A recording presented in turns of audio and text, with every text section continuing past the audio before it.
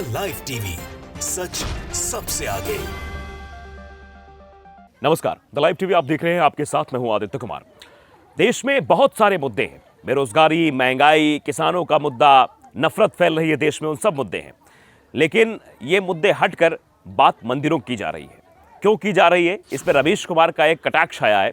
रवीश कुमार आप जानते होंगे, अच्छे पत्रकार हैं और अच्छा लिखते भी, अच्छा प्राइम टाइम शो भी उनका आता है। अभी कुछ दिन पहले जो प्रधानमंत्री नरेंद्र मोदी जी ने 75,000 के आसपास जो नियुक्ति पत्र बांटे थे, उस पर भी सवाल खड़ा किया था।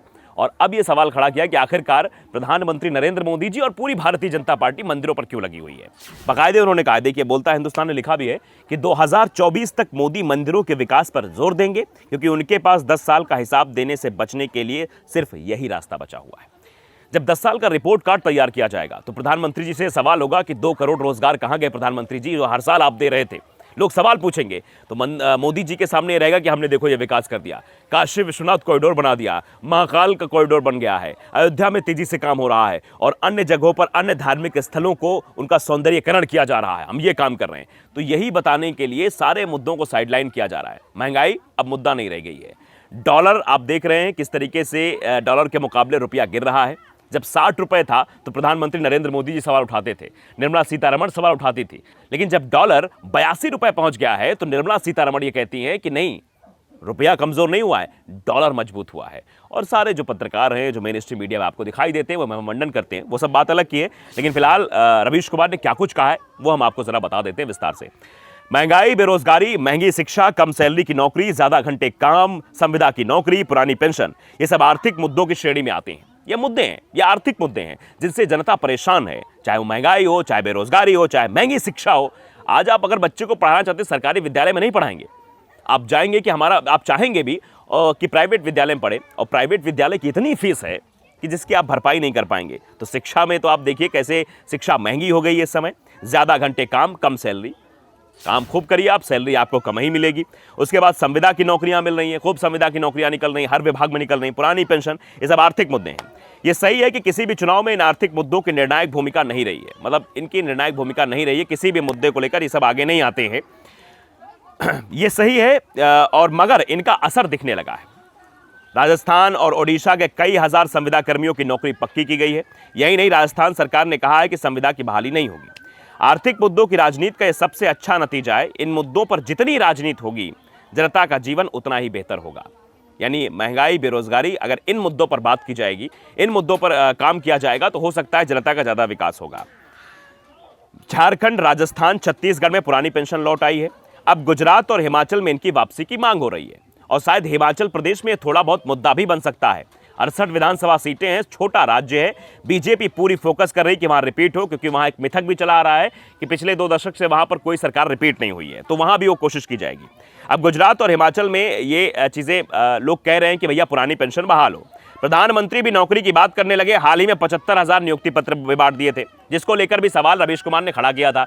75,000 जो पद बांटे गए, उसमें यह पूछा गया कि बताइए इनका नोटिफिकेशन कब जारी हुआ, कब इनका पेपर कराया गया, कब इनका इंटरव्यू हुआ। सिर्फ प्रधानमंत्री नरेंद्र मोदी जी आते हैं और 75,000 का जो है नियुक्ति पत्र बांट देते हैं। अखबार में जो है बाकायदे इफ्तिहार छप जाता है, बाकायदे दिखा दिया जाता है, देखिए प्रधानमंत्री जी ने इतना रोजगार दिया है। तो सवाल बहुत बड़े हैं जिनके जवाब शायद नहीं मिल पा रहे हैं। जनता देख सकती है कि इन मुद्दों को लेकर आवाज उठाने से कितना फायदा हुआ है।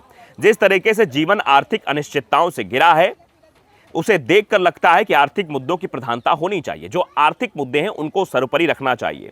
मेरे पास इसका सटीक आकलन नहीं है, इन मुद्दों की बदौलत किस राज्य में चुनाव जीता गया और हारा गया, इनकी क्या भूमिका रही। तो ये रवीश कुमार लिख रहे हैं बकायदे। फिर कह रहे हैं, क्या लोग इन्हें किनारे लगाकर आस्था और धर्म के गौरव से जुड़े मुद्दे पर वोट देते हैं और देते रहेंगे? ये सवाल किया है कि क्या जो ये आर्थिक मुद्दा है ये साइड हो गया है, मुद्दा आ गया है धर्म का, मुद्दा आ गया धार्मिक मुद्दों का, कि देखिए कौन धर्म के लिए काम कर रहा है, कौन हिंदू धर्म के लिए काम कर रहा है, कौन अन्य धर्मों के लिए काम कर रहा है। क्या ये सब देखकर वोट दिए जाएंगे?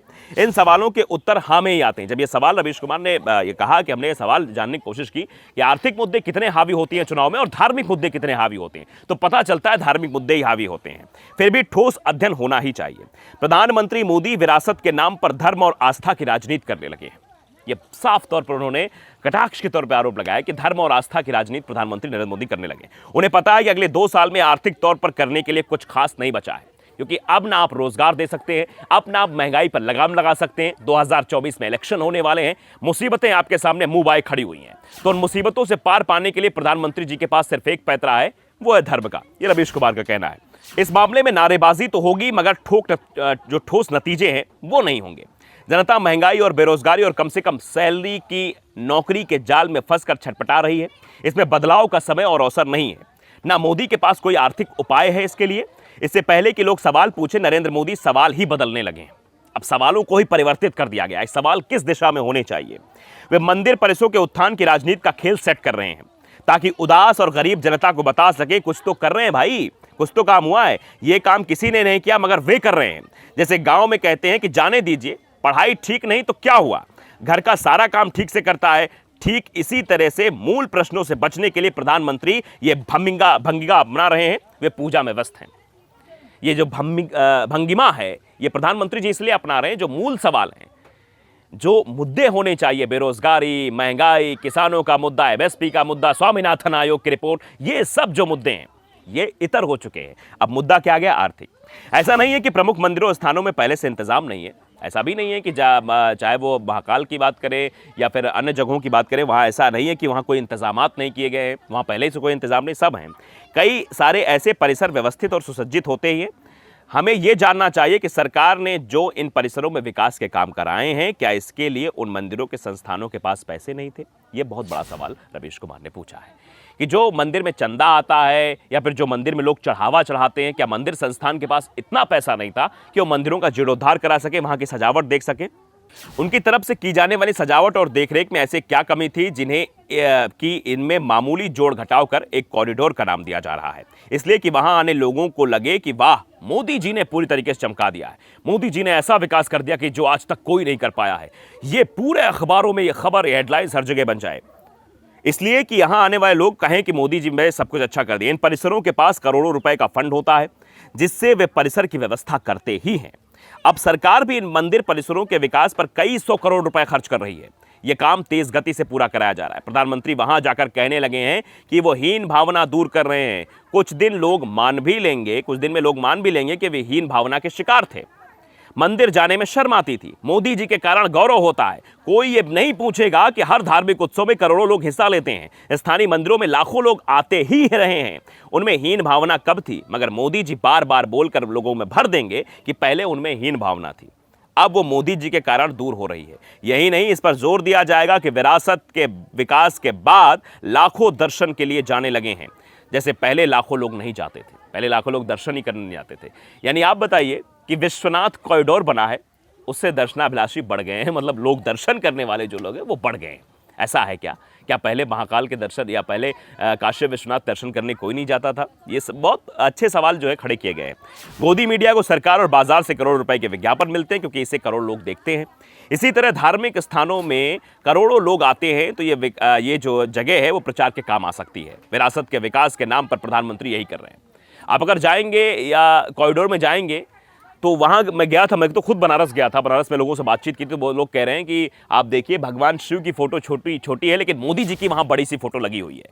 तो करोड़ों लोग वहाँ आ रहे हैं, वो देख रहे हैं कि हाँ मोदी जी की बड़ी सी फोटो लगी है। लोग चर्चा भी कर रहे हैं कि मोदी जी ने देखिए कितना विकास करा दिया, मोदी जी ने सब कुछ करा दिया। ये बताने और समझाने की कोशिश लोगों के अंदर की जा रही है कि मोदी जी हैं तो मुमकिन है, मोदी जी हैं तो धर्म का विकास हो रहा है। तो आप अंदाजा लगाइए किस तरह रवीश कुमार ने एक बार फिर से सवाल खड़ा किया है। इसके पहले उन्होंने प्रधानमंत्री नरेंद्र मोदी जी के 75,000 नियुक्ति पत्र पर सवाल उठाए थे और अब ये सवाल उठा रहे हैं कि प्रधानमंत्री जी अपने 10 सालों में उन सवालों से बचने के लिए अब बचे 2 सालों में वो काम करना चाहते हैं जिससे लोग मेन मुद्दों से भटक जाए। लोग ये कहने लगे नहीं मोदी जी ने तो काम किया है, मोदी जी ने सब मुमकिन करके दिखाया है, मंदिरों का खूब विकास किया है।